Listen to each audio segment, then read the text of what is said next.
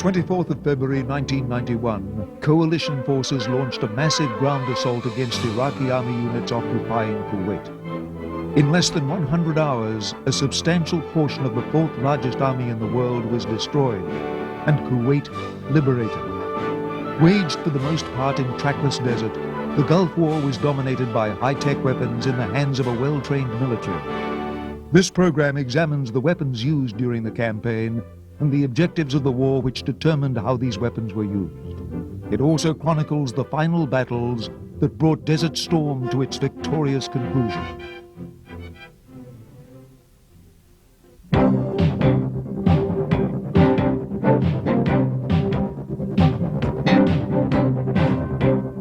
In November 1990, President George Bush increased the scale of U.S. forces stationed in Saudi Arabia. What had been a force suitable for defending Saudi Arabia from any further Iraqi aggression became a force designed to destroy the Iraqi army in the Kuwait theater. It would take over 2 months to move these forces from bases in Europe and the United States to the Gulf. Meanwhile, America's Gulf allies, including Britain, also began deploying and reinforcing their own forces in the region.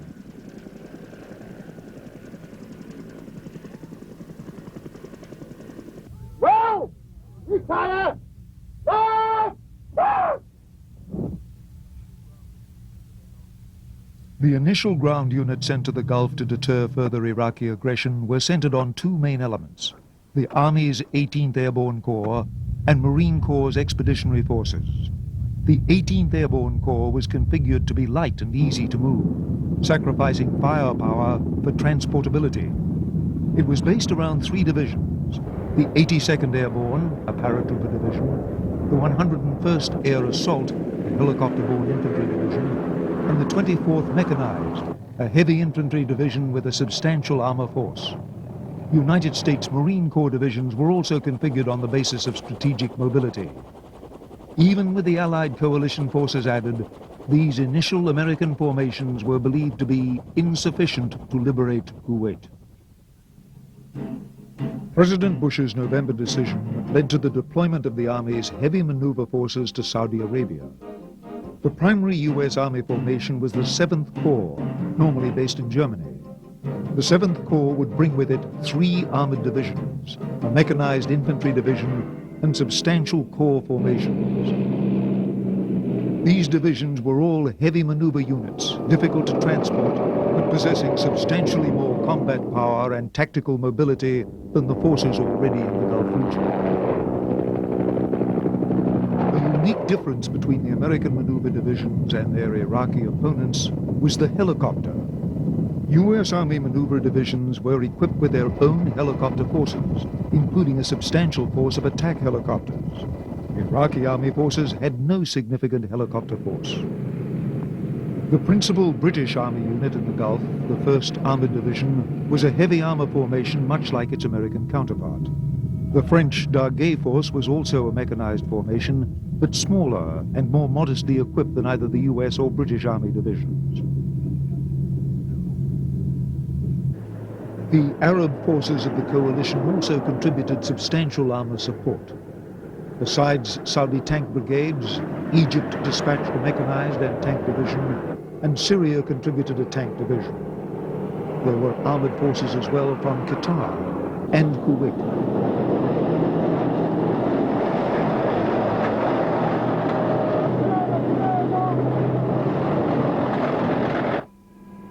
Since World War II, the dominant land weapon in desert warfare has been the tank. This was especially the case in the Gulf War. The majority of Iraqi tanks were the older Chinese Type 59 or the similar Soviet T-55. The best Iraqi tanks, the T-72s, were used by the Republican Guard. U.S. Army tank formations, although outnumbered, were much better equipped than their Iraqi counterparts. In the early 1980s, the U.S. Army had completely revamped its armored force by replacing the M60 series main battle tank with the new M1 Abrams. There is no tank on the battlefield anywhere in the world, certainly not on this battlefield, that even comes close to matching the M1A1 heavy armor. I mean, and that's not a hope, that's just an analysis of capabilities of equipment. The M1A1 Abrams had advantages in nearly every category over its best Iraqi opponent, the T-72. It was more thickly armored. During tank-to-tank engagements, hundreds of Iraqi tanks were destroyed, while the M1A1 proved virtually indestructible. Very few M1A1 tanks were hit, and there were no fatalities as a result. The Abrams 120mm gun, combined with a more advanced fire control system, allowed it to engage and destroy Iraqi tanks at long ranges before the Iraqi tanks were effective. The British counterpart to the M1A1 Abrams was the Challenger tank, which had many of the same advantages over Iraqi tanks as its American cousin. However, not all coalition tanks were state-of-the-art. Most U.S. Marine Corps tank battalions, as well as the Saudi and Egyptian armies, used the older American M60A1 tank of the early 1970s vintage, while the French used the AMX-30B2, a modernized version of a tank first deployed in 1960.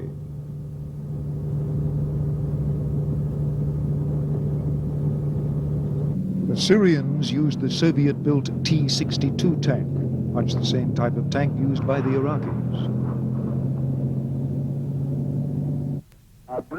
One of the most significant advantages enjoyed by Allied vehicles over their Iraqi counterparts was their use of more sophisticated night vision systems. This played a significant role during the ground campaign. Allied tanks could fight at night or in poor weather conditions, when the Iraqi tanks were virtually blind.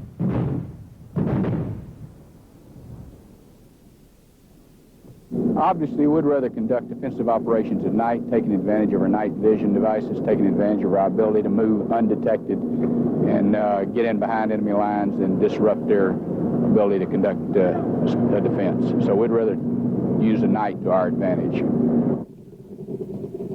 Probably the greatest Allied advantage in tanks was not in the tanks themselves, but in the quality of their crews.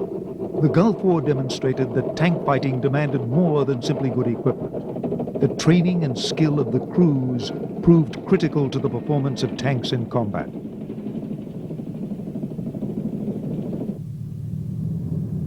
The companion to the tank on the modern battlefield is the infantry fighting vehicle. Current infantry vehicles, such as the U.S. Army's Bradley, are much better armed than infantry transporters of the past, usually carrying an automatic cannon and an anti-tank missile. In contemporary tank warfare, the infantry rides into battle within the armored hull of a fighting vehicle. The infantry can dismount near the battle line to carry out its traditional combat missions. The armored infantry transporter allows the infantry to keep up with the tanks and gives the infantry protection against enemy small arms fire and artillery airbursts. Infantry mobility was a primary requirement in the Gulf War. The distances covered were vast, and the infantry needed a vehicle capable of moving them at the same pace as the tanks and the other vehicles.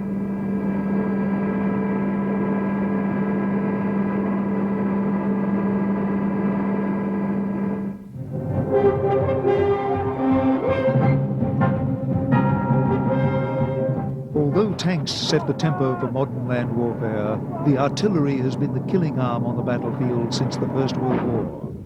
One of the only branches of the Iraqi army to cause much concern was the artillery force. Iraqi artillery was a special focus of air attack and counter-battery fire from Allied artillery. To deal with this threat, the Allied forces had a wide variety of weapons.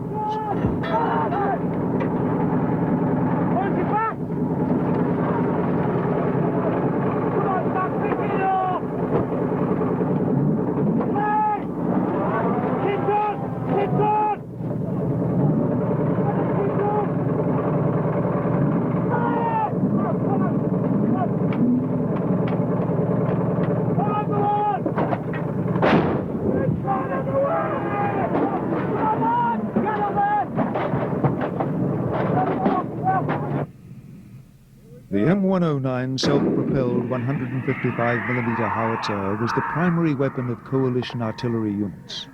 Although it could be outranged by many Iraqi guns, superior fire direction and intelligence more than compensated. Artillery is no longer a contest of gun barrels alone. Targets must be accurately located and identified. The U.S. Army and Marine Corps had several innovations to help in this respect. RPVs, remotely piloted vehicles, were used by the ground forces and the Navy to help find Iraqi artillery and other targets and to help correct the aim of the guns.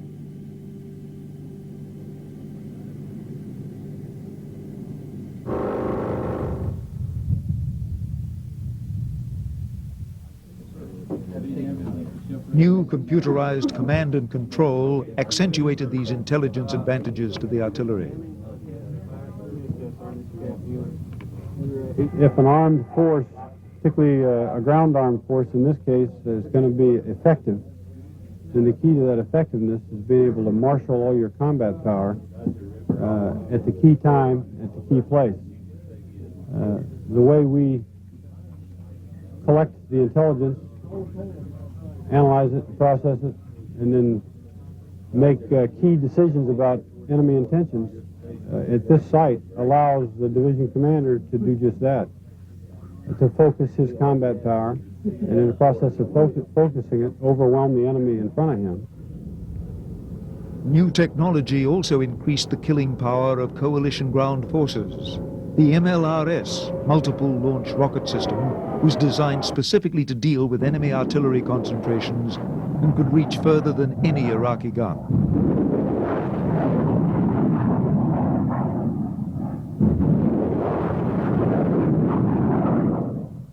The MLRS is primarily an area fire weapon system. We have 3 crew members in each of the launchers, and on each of the launchers we have 12 rockets. We can expend all 12 of those rockets and all of the submunitions in less than a minute. So we get a huge volume of firepower in a very short period of time. I think we would probably be used primarily in a counterfire role, that is shooting against his artillery, or in any type of target where we had a large area type target that we wanted a large volume of fire in a very short period of time. As we see in this test footage, the small submunitions blanket a wide area. The MLRS proved very successful in countering the threat of the more numerous Iraqi artillery force.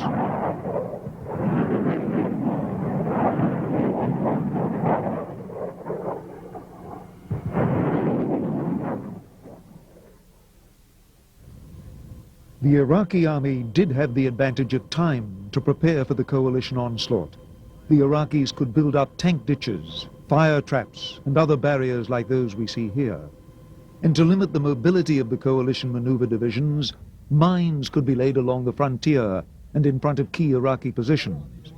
There is no easy remedy for mines. One of the most important ways to limit the threat posed by Iraqi mines was thorough training. This mine was the Afghan freedom fighters' mine of choice. It's called a TC-6. What the Afghans wanted was something that would take a Soviet tank and like toss it 6 feet in the air, screw everybody up in it.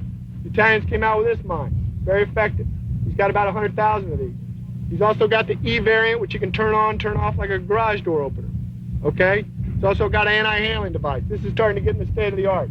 Okay? Real good. More expensive though, a couple $100. He's got a bunch of these. Okay, you roll over one of these, it's bad news. He's got massive quantities of these Italian mines. He likes the Valmora 69. This is a very effective mine. 3.5 million of these, jumps up 20, jumps up about this high with a lanyard, goes off, everything dies within 20 meters. #1 buckshot. Very effective, very good. There is no pause. You know, the old days in Vietnam where you saw all those wild books where the guy stepped on a mine and just stayed there. That don't happen, okay? When you step on one of these, you're dead. In spite of the sophistication of coalition equipment, counter-mine warfare and other combat engineering techniques were among the few areas in which the U.S. Army was found wanting.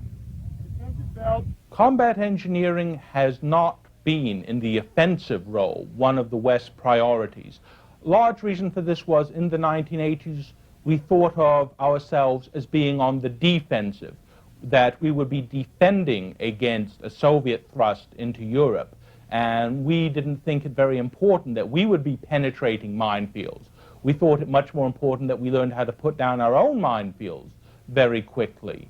So this really didn't get the emphasis of other areas. There is also the questions of priority. Engineering is never as appealing to both the politicians and the generals as tanks, infantry fighting vehicles, combat airplanes. So it tends to be one step down in priority. Prior to the launch of the land offensive, U.S. Army combat engineers devised a very effective armored vehicle-launched mine-clearing line charge.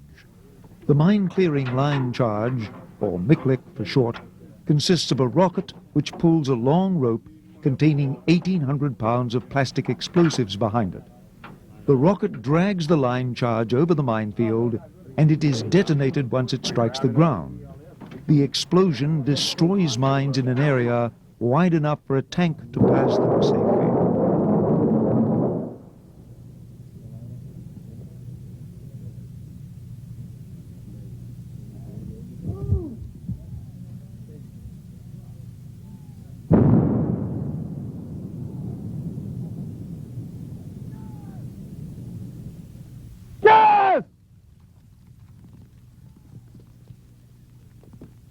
One of the most serious concerns during the Gulf War was that Iraq would use chemical weapons. Saddam Hussein used chemical munitions extensively during its war with Iran and against the Kurdish population within Iraq. There was every reason to believe that gas would be used again. The prospect that Allied forces would face chemical weapons prompted a training program, the seriousness of which had not been seen in most armies since the First World War.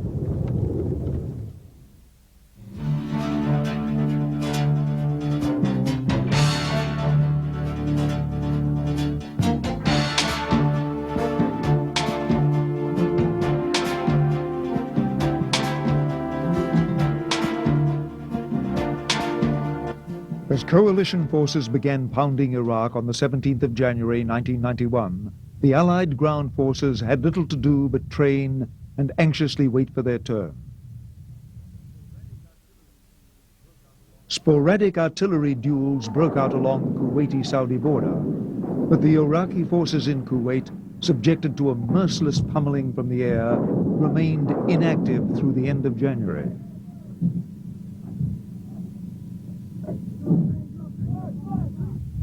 Apache attack helicopters were the only Army units to take part in the air campaign.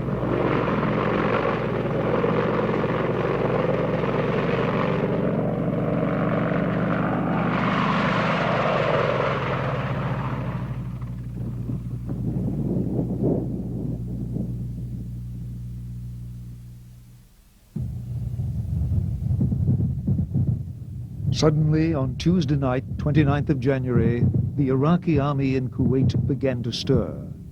Their objective was a little-known border town in northeast Saudi Arabia, Ras el Khafji. Khafji controlled the main coastal highway leading from Saudi Arabia to Kuwait City.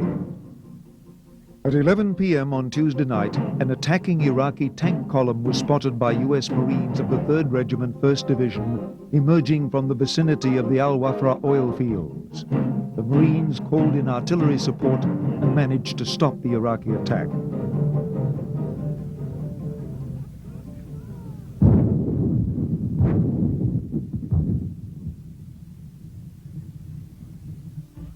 At nearly the same time, an Iraqi mechanized infantry battalion began driving down the coastal highway and charged into Ras al Khafji. Khafji was not heavily defended, with only a scattering of border forces. The Iraqis used a ruse to enter the area, pretending to surrender to cross the border unopposed.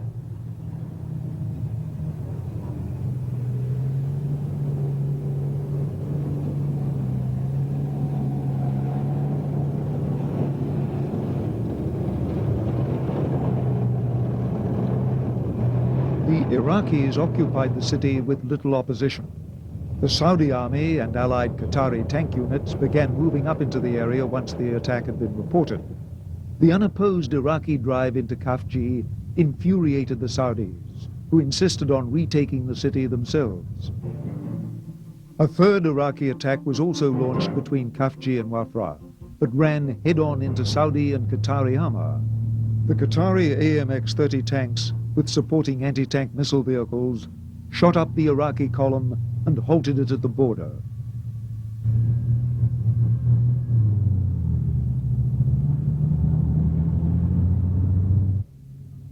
The Saudis launched a hasty counterattack with one of their National Guard mechanized battalions, which was repulsed. The Saudis kept up the attack bringing in additional armor and marine units.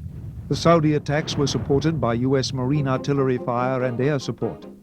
The Iraqi attacks near Khafji continued, and an Iraqi amphibious landing force was sent down the coast, aiming to cut off Khafji.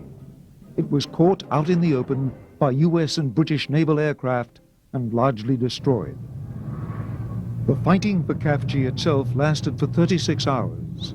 The Saudis made repeated attacks against determined Iraqi resistance. Allied air power prevented the elements of the Iraqi 5th Mechanized Division inside Khafji from being reinforced. After house-to-house fighting, the Saudi forces were once again in control of Khafji. The Iraqis lost about 30 dead and more than 450 prisoners. They also lost over 100 armored vehicles in the border area alone.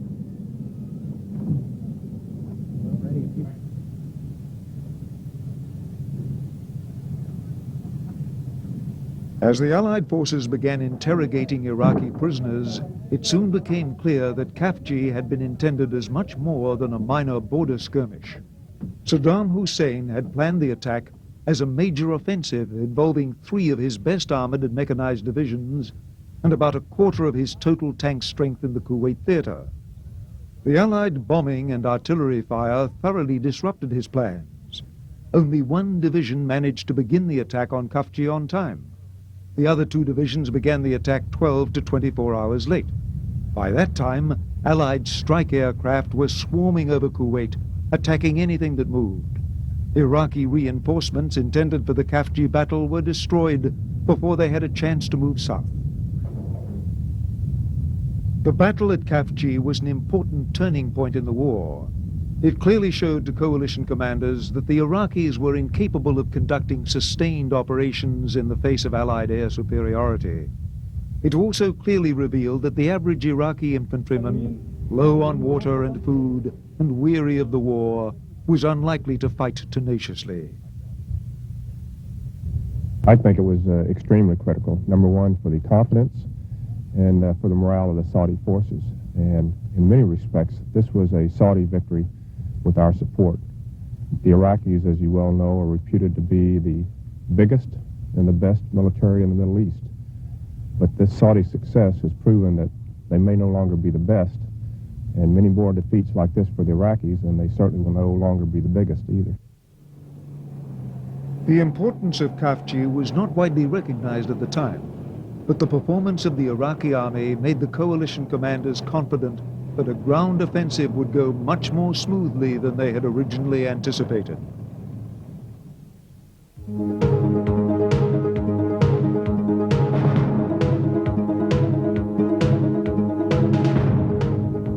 Our strategy to go after this army is very, very simple. First, we're going to cut it off, and then we're going to kill it. I'm not telegraphing anything. I just want everybody to know that we have a toolbox that's full of lots of tools, and I brought them all to the party. General Schwarzkopf has them all at the party. By the 3rd week of February, the first phase of Operation Desert Storm was complete. The Iraqi army had been cut off from its main source of supplies across the Euphrates River. Bridges had been bombed, and truck traffic had been halted by the air campaign. Iraqi divisions had been starved of food and water. A large number of their tanks, armored vehicles, and artillery had been smashed by air attack. Morale was low, and desertion rates were high. The capture of prisoners at Khafji from a good quality unit, the 5th Mechanized Division, gave senior American officers good insight into their opponents. There is might in sheer numbers. Saddam Hussein says he's going to win this through will and experience. I strongly question the will of soldiers who are fighting because if they don't, their families will be killed. Quite unlike, for example, the Vietnamese who fought because they felt that they were right and had personal conviction.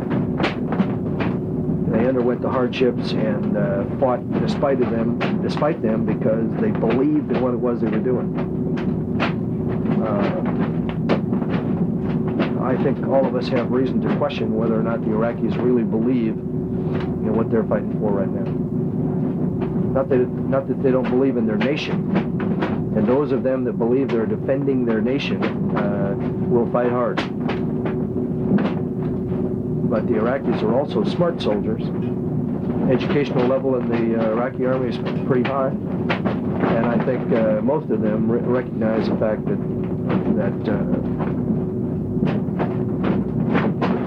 they're fighting through a combination of fear and for the wrong cause. The Iraqi forces in the Kuwait theater were deployed in a layered defense. Along the Kuwait-Saudi border was a line of entrenched infantry divisions. These were the most poorly equipped and poorly trained of the Iraqi forces. In the center of Kuwait were the tank and mechanized divisions. These were the best of the regular Iraqi army formations and had substantial numbers of tanks, infantry vehicles, and artillery even after the air campaign. On the Kuwait-Iraqi border was the Republican Guard, widely felt to be the best troops and those most loyal to Saddam Hussein. The defense the Iraqis put together was based on a model that they developed during the war with Iran, where you have infantry up in the front in fortification lines, basically cannon fodder to slow down an attacker.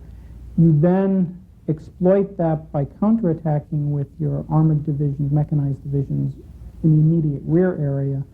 And then if you need, you bring in the Republican Guards for the really heavy-duty offensive or defensive counterstrikes. So this was about what we would have expected based on our experience watching the Iraqis during the war with Iran. The final plan for the ground offensive was extremely ambitious.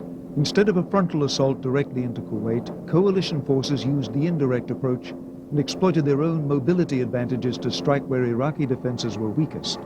Assignments were allotted carefully. The U.S. Marine Corps also kept a substantial force afloat in the Gulf as part of a ruse to convince Iraqi forces that they would be attacked by sea. We continued our heavy operations out in the sea because we wanted the Iraqis to continue to believe that we were going to conduct a massive amphibious operation in this area. And I think many of you recall the number of amphibious rehearsals we had, to include Imminent Thunder, that was written about quite extensively for many reasons. But we continued to have those operations because we wanted him to concentrate his forces, which he did.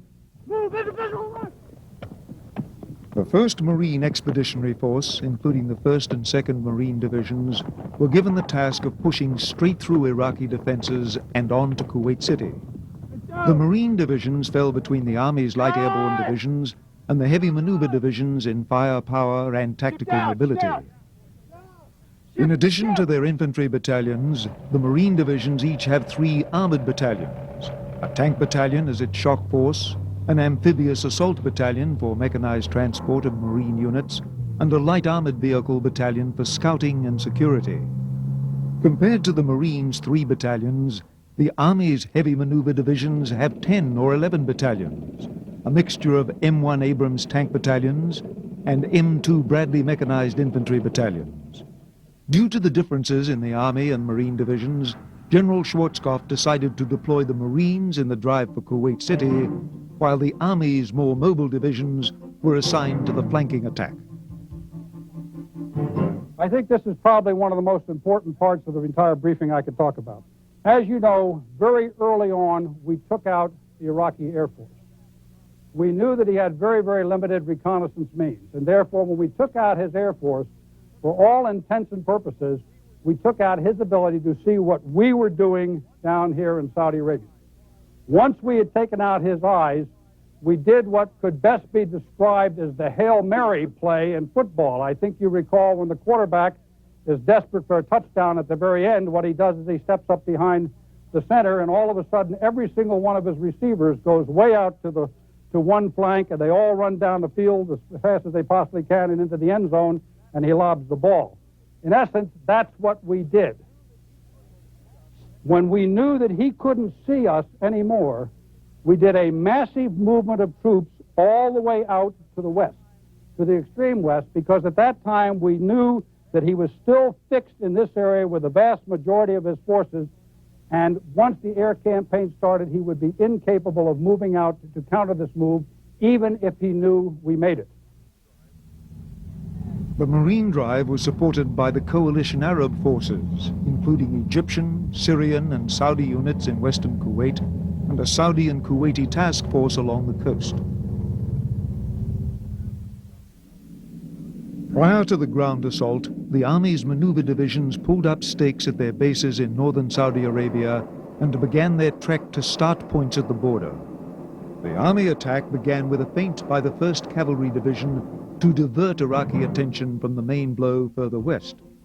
Simultaneously, the 18th Airborne Corps, including the French Daguet Force, drove north to seal off the left flank from any Iraqi reinforcements. The British 1st Armoured Division attacked along the Wadi el-Batin, then swung towards Kuwait to eliminate Iraqi tank forces. The heaviest blow was delivered by the U.S. Army's 7th Corps, which headed north before hooking to the east to confront the Republican Guard.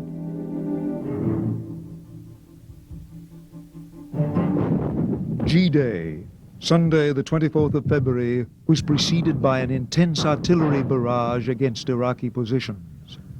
If any branch of the Iraqi armed forces remained of concern, it was the artillery. Not only were there a great many Iraqi artillery pieces, but they were the only weapons capable of making concerted use of chemical weapons. They were a prime target of Allied air power and counter-battery fire. The increased tempo of the artillery bombardments foreshadowed the final land attack.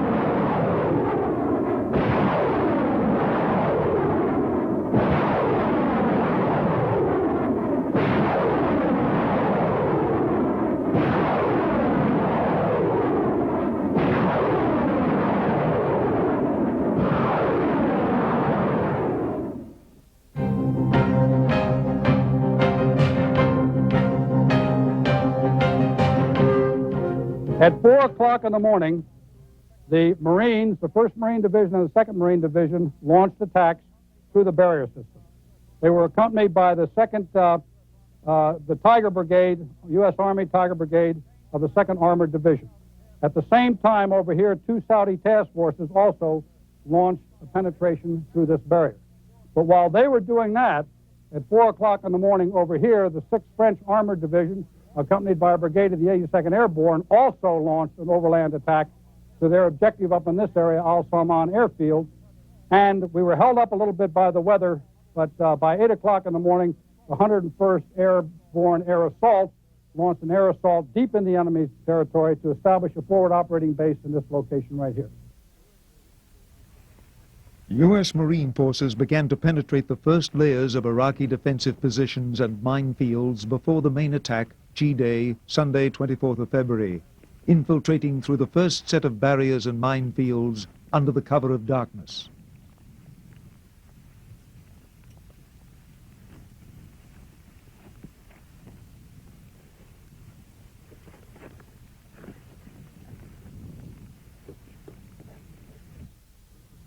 G-Day began overcast, cold, and rainy. The French Daguet Force, the westernmost element of the attack, began its drive on the Az Salman Air Base. A brief tank battle took place on the approaches to the air base.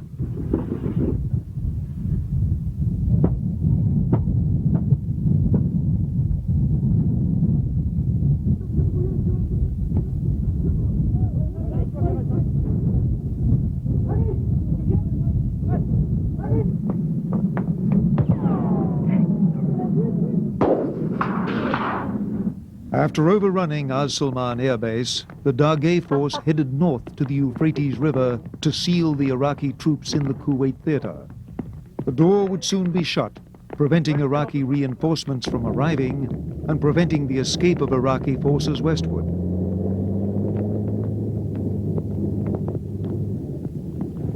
In the meantime, the 101st Air Assault Division began their airlift operation deep into Iraq. They established a forward airfield called Cobra Base, from which to stage future air assaults towards the Euphrates River. The helicopter operation was the largest on record, including not only troop transport aircraft, but the larger Chinook helicopters carrying additional fuel, vehicles, and artillery.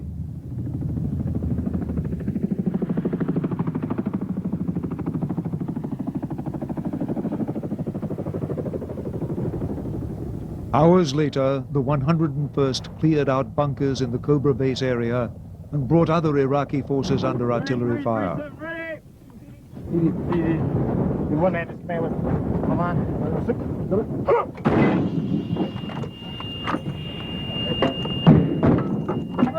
Go, go, go! Ready!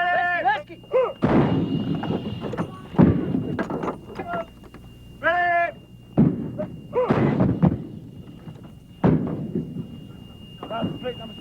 I can't conceive of another division in the Army or in the world that could do what this Air Assault Division has done this morning. Move us, all this people and equipment, rapidly put it on the ground. We have secured a large area of Iraq in his own heartland, and we're prepared very shortly for the division commander to start pushing other people through here. We're going to advance from here then. Absolutely. There's nothing, as you can well see, there ain't nothing to hold out here.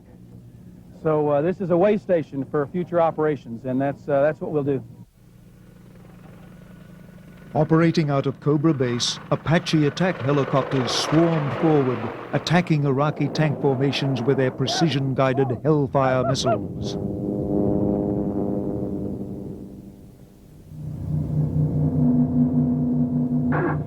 Dead smack hit.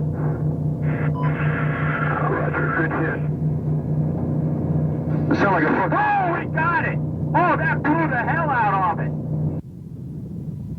The 7th Corps attack came next. Preceded by the armored cavalry regiments, the tank and mechanized divisions began their drive into Iraq. During the first day of fighting, contact with Iraqi units was light, and it was apparent that Iraqi resistance would be much weaker than had been expected.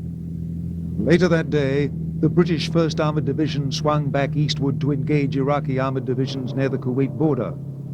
In the ensuing encounters, over 200 Iraqi tanks and 100 other armored vehicles were destroyed, with very light losses to British forces.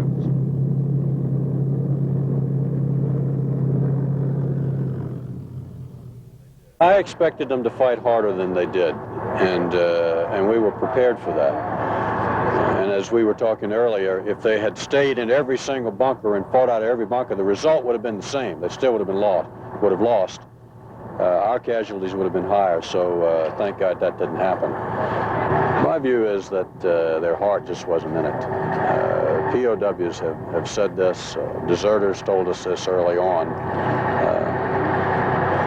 We don't know why we're here. We don't know why we invaded Kuwait. Many of them said we think it's wrong that we invaded Kuwait.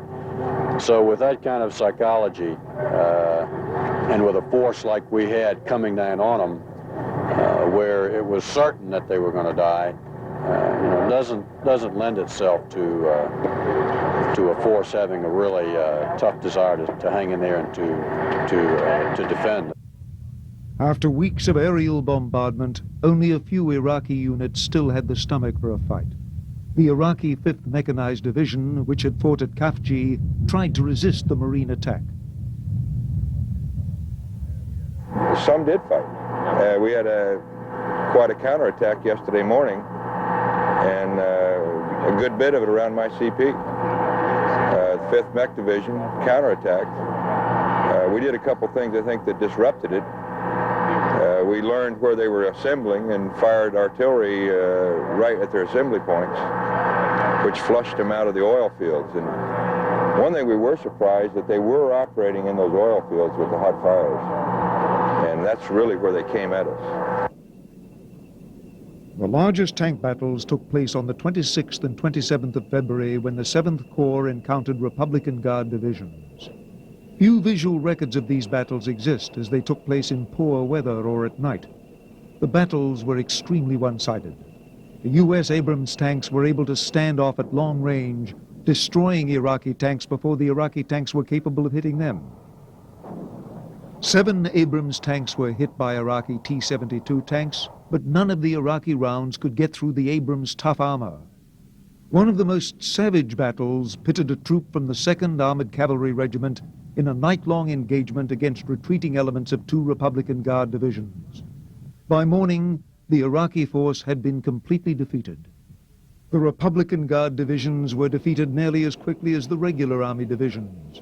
With few exceptions, the Republican Guard divisional commanders had abandoned their troops to their own fate, leaving the units leaderless and uncoordinated.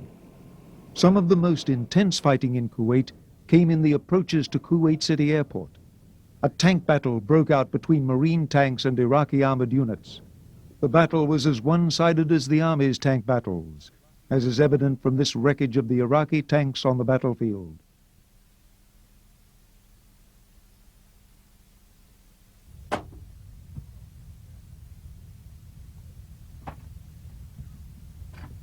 Oh, wow. All right. Well, can you take it out? What? About that far in there. This thing's called, what hit it was a Sabo round. Went in here and just, when it goes inside, it fragments and just basically blows up the whole inside. It's just burning here. There's nothing but rubble in here. There's no way anybody could live in this. It's torn to pieces. Looks like somebody threw a frag in here. It's still warm.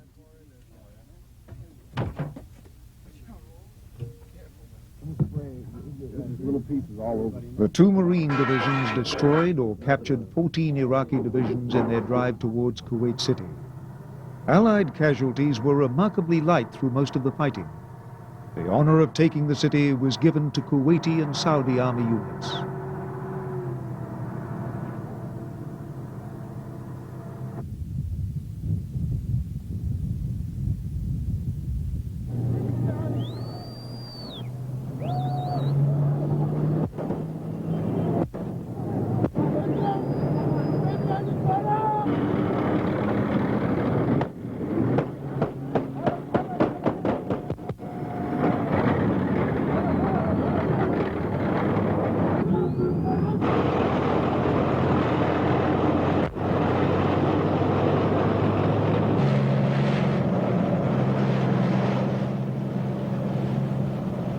As Kuwait City was being liberated, the Tiger Brigade, an army tank unit providing support to the Marines, pressed ahead to cut off Iraqi forces retreating back towards Iraq. The road from Kuwait City to Basra became a virtual highway of death as Iraqi forces were smashed by tank fire and airstrikes. After 4 days of fighting, President Bush ordered a ceasefire. The strategic objectives of Operation Desert Storm, the liberation of Kuwait, and the reduction of the Iraqi army's strength were complete.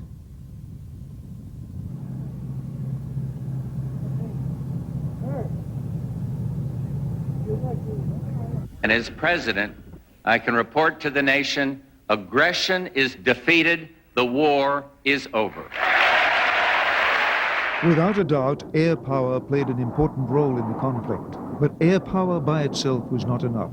The swiftly executed ground campaign by coalition forces secured the defeat of the Iraqi army occupying Kuwait. Air power played a very, very important role. I think it had a lot to do with their morale being extremely low. Air power had made logistics and resupply very difficult for them, so they were hungry and thirsty, as you saw as you moved along with one of our task forces. On the other hand, there was still a hell of a lot of them here, alive and well. So the bottom line is, you still got to come in and clean it up. And in this case, the cleanup didn't turn out to be the huge fight that we anticipated. The Gulf War was one of the most striking victories in modern land combat. The Iraqi army, though large and well-equipped, had in the end proven to be a brittle, hollow army. In contrast, decades of training and the deployment of superior weaponry by coalition forces proved too much for Iraqi forces stuck in a featureless desert with nowhere to hide.